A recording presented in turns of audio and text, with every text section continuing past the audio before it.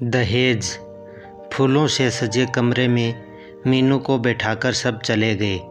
लगभग 20 मिनट बाद ही लोकेश आ गया। जैसे ही लोकेश पास आया, मीनू बेड से उठ खड़ी हुई और गुस्से से पैर पटकती सोफे पर जाकर बैठ गई। तभी लोकेश ने पूछा, इस गुस्से का कारण? तो मीनू फूट पड़ी और बोली, आपको बीवी नहीं दहेज चाहिए था, अब उस पैसे के साथ ही रहिए। आपके जैसे आदमी को मैं अपना पति नहीं मानती। और गुस्से में वह सोफे पर ही सो गई। उसका गुस्सा देख लोकेश ने कुछ बोलना ठीक नहीं समझा, क्योंकि घर में बहुत रिश्तेदार आए हुए थे। सबके सामने तमाशा नहीं चाहता था, इसलिए वह भी चुपचाप सो गया। अगला दिन रस्मों में और मेहमानों की विदाई में बीत गया। मीनू सबसे हंसकर बात करती, बस लोकेश को देखते ही चिढ़ जाती। लोकेश ने हंसी मजाक कर कई बार उसे छेड़ने की कोशिश की, पर मीनू का गुस्सा वैसा ही रहा। अरेंज मैरिज थी मीनू की। सास ससुर के साथ लोकेश उसे देखने आया था, तब सब कुछ ठीक ही लगा था। सुलझे हुए पढ़े लिखे लोग। लोकेश का मजाकिया स्वभाव उसे भा गया था। ससुर जी ने उसके पापा से कहा था, हम लेन देन में यकीन नहीं रखते, पर आप अपनी बेटी दे रहे हैं तो हम भी बदले में आपको अपना बेटा सौंपते हैं। आज से लोकेश को दामाद नहीं बेटा समझिएगा। उनके विचार सुन मीनू बहुत खुश हुई थी। स्वाभिमानी मीनू को दहेज के नाम से नफरत थी। 2 महीने की सगाई में लोकेश के व्यवहार से कभी नहीं लगा कि वह लालची होगा। शादी से 1 हफ्ते पहले मीनू की मम्मी की तबीयत खराब हो गई। सोनोग्राफी करवानी पड़ी। मीनू शादी टालना चाहती थी, पर मम्मी नहीं मानी। शादी के दिन फेरों के बाद जब वह विदाई के लिए तैयार हो रही थी, तभी मीनू ने सुना कि पास के कमरे से उसके पापा और लोकेश आपस में कुछ बातचीत कर रहे हैं। फिर मीनू ने देखा कि उसके पापा लोकेश के आगे हाथ जोड़े हुए खड़े थे। मैं जल्दी ही 5 लाख रुपए दे दूंगा दामाद जी।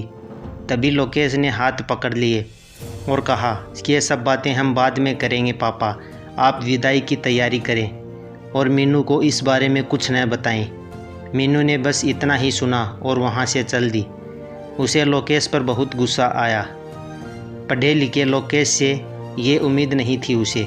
एक मन तो हुआ कि बहुत हंगामा करे, लेकिन फिर पापा की इज्जत और माँ की तबीयत का सोच चुप रह गई। पर उसने सोच लिया था कि वह लोकेश को सबक सिखाकर ही रहेगी। वो ससुराल तो आ गई, पर लोकेश को अपना पति नहीं माना। रात को फिर लोकेश ने पूछा, आखिर हुआ क्या है? क्यों मुझसे इतना गुस्सा? शादी से पहले तो ऐसा कुछ नहीं था।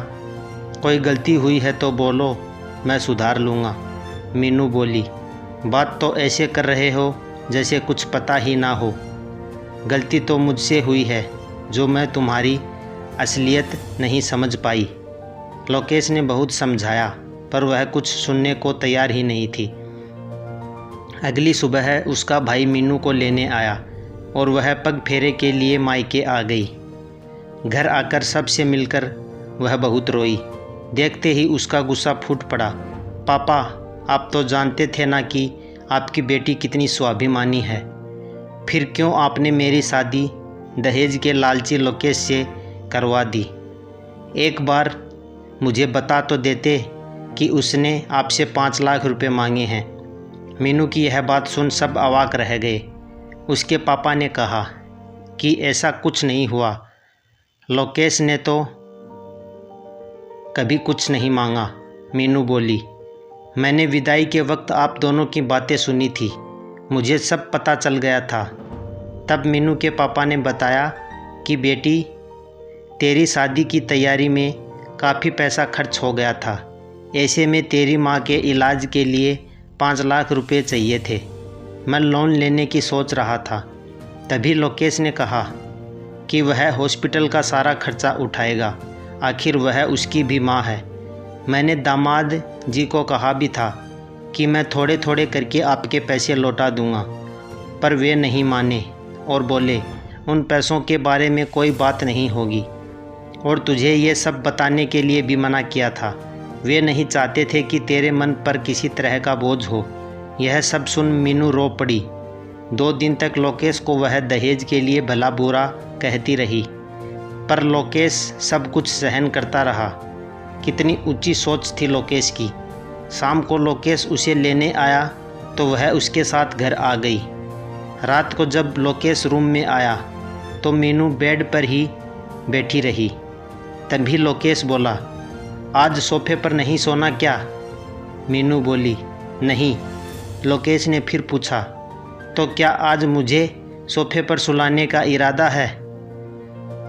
मीनू ने उसे सारी बात बताई और अपनी गलती के लिए माफ़ी भी मांगी। लोकेश ने उसे गले लगा लिया और शरारत से पूछा, तो फिर आज सोफ़ा खाली ही रहेगा? फिर दोनों खिलखिला दिए।